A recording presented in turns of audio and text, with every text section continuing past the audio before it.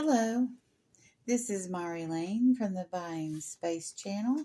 I just wanted to share something from, oh, pretty much the last century. It's called Grandma's Receipt for Washing Clothes. Build a fire in the backyard to heat the candle of rainwater. 2. Set tubs so smoke won't blow in the eyes if wind is pert. 3. Shave one whole cake lye soap in boiling water. Boiling. 4. Sort things. Make 3 piles. Pile white, pile colored, pile work breeches and rags. 5. Stir flour in cold water to smooth these thin down in boiling water. 6. Rub dirt spots on board, scrub hard, then bile. Rub colored but don't bile. Just wrench and starch.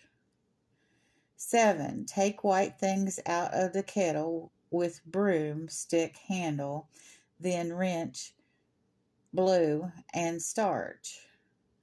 8. Spread tea towel on grass. 9. Hang old rags on fence. 10. Pour wrench water in flower bed. 11. Scrub porch with hot soapy water. 12. Turn tubs upside down. 13. Go put on a clean dress, smooth hair with side of comb, brew cup of tea, set and rest and rock a spell, and count your blessings. And there's a little note here. It says, I have done all these things. And this is belonged to my grandmother Fauci. So I don't know what all these terms mean. I think piles, I don't know, are just piles of colored clothes, piles of work clothes, piles of white clothes. But my grandmother Fauci was a Proverbs 31 woman, and she taught me, one of the things she taught me about laundry. Now, we never did laundry like this. I always had a washing machine in my lifetime. When I was a baby, my mother had one of those crank washing machines with the tub. And she actually caught her breast in the crank thing. And it's ironic because the phrase, don't get your tits in a wringer, came from that very thing. Because the thing that you would rinse out or wring out your clothes with that crank, was a wringer. And so if you get in a hurry doing laundry, you could get your tits in a wringer, literally. I don't remember. I mean, I remember the washroom in that house that we lived in when I was 2 years old to 10 years old. But before we moved from there, my mother had an electronic washer and dryer. And I always knew my grandma Fauci to have one. I never saw her do any of this. She raised 7 children and she had to be careful about her resources. Her husband was a disabled coal miner, and they farmed a little. Of course, all the kids helped farm. My mother said that they would can, but unfortunately, my mother would go and hide as a little girl to avoid work. Because evidently there was always work to be done with the family of 9, just saying. And so my mother would end up like washing the jars and doing those things. So all the wonderful things that my grandmother Fauci knew were not passed down to me through my mother, because my mother, she did not want to do the work. And it affected um, me growing up, when my brother got married to my sister in law, she's a gourmet cook. And she was definitely raised in a household where she learned how to cook. And she introduced me to the 13 by 9 pan when I was like 20, 21 years old. I did not know how to cook and clean and do those things. My mother just barely got by and she was depressed a lot. So I did spend some time with my grandmother. I remember taking a walk with her when I was in high school, and she knew every single solitary tree. She knew the roots. My grandfather would go up in the mountains and collect ginseng, and they knew how to sustain themselves off the land. But the household I was raised in, it was TV dinners and soda, large bottles, glass bottles of Pepsi, and uh, candy and potato chips. And my father, uh, he was he had a very simple palate. He just wanted meat and potatoes. He would not even eat ketchup. When we would have spaghetti or something like that around him, which was a rare occasion, any kind, he would call that ethnic food. And he would say, "Oh, you all are eating worms." Matter of fact, later I got some black bean spaghetti as an adult and couldn't eat it because of my memories of my father saying that those were worms. So I lost a lot in my childhood. And I wish somebody would have told me, get out of this house, go see your aunts and uncles every single day. Go see your grandparents every single day. Now, my father's mother was a working woman, and she was a postmaster, and she helped my grandfather run the store before the road went through.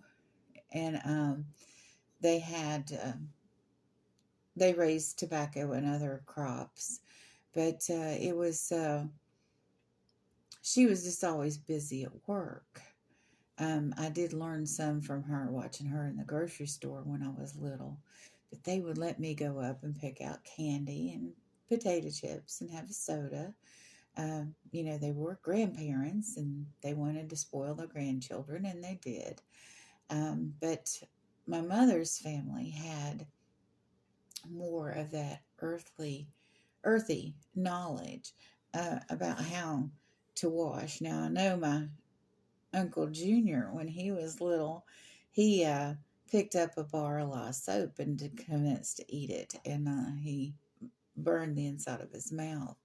So my grandma Fauci even made her own lye soap to do this washing process.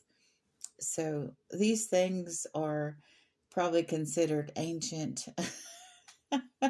And I don't have any archaeological evidence of them, but that was the way of life for my family. And my brother and I had a different way of life that was more television and um, microwave meals. We thought we were something for having a microwave early on.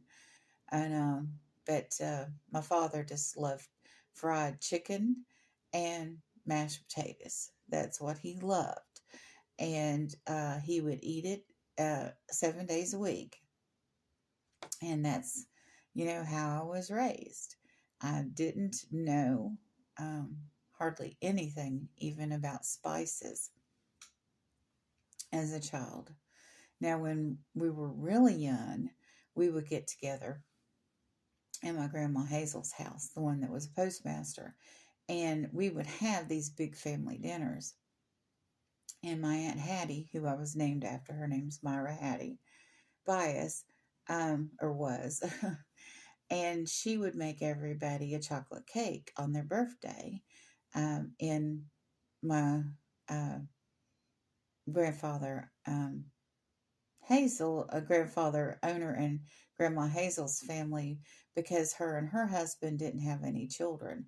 So she would bake a cake for all her nieces and nephews. And my dad grew up eating chocolate cake on his birthday and from scratch.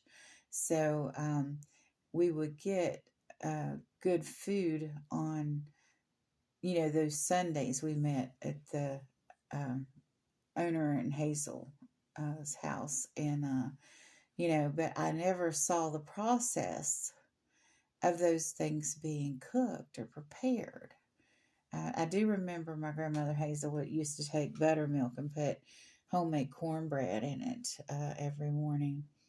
But, you know, this kind of thing, if translated into modern English, might be good for people in the future. Oh, the one thing that I was told about the laundry at a very young age that I still do is the bathroom laundry is to be separated from the kitchen laundry. Absolutely, they're not to touch each other. And I do that to this day. And whites go in hot water, and color items go in cold water. And if you have something particularly stinky like work breeches and rags, you do those separate. And so this is basically the same kind of root thing of that, only the water temperature here was going to be the same because it's all in the bucket or tub or whatever is being used. And, this has them using a board to scrub, um, you know, it's just unbelievable that people live like this. But, you know, I wouldn't mind having a clothesline. The days that my mother had the ringer, we had a clothesline in the backyard. And so she would hang the clothes outside, and it kind of divided the property.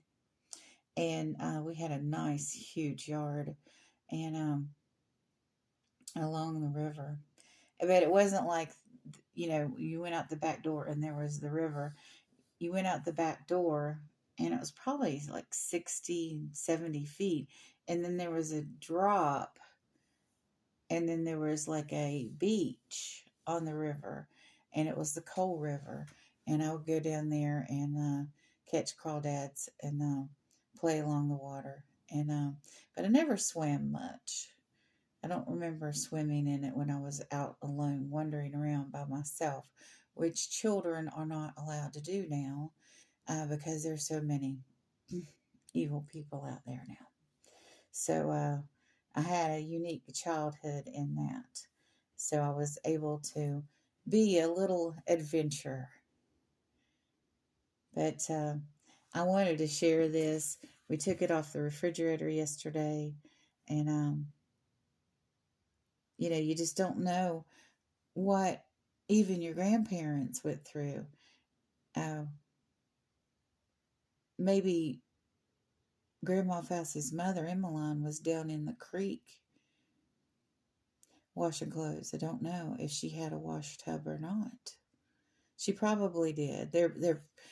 Those go back pretty far back, so she probably did. She had a spinning wheel, and she made her own clothes. She made it the entire family. She had a family of 11 or 12, and she would make all their clothes. And from scratch, from wool, she had a spinning wheel, and then she stopped using the spinning wheel when calico became available at the general store for 5 cents a yard. I know more stories about my grandma Emmeline. If you want me to share more stories about my family history or talk about this kind of thing, let me know in the comments. You all have a wonderful and blessed day.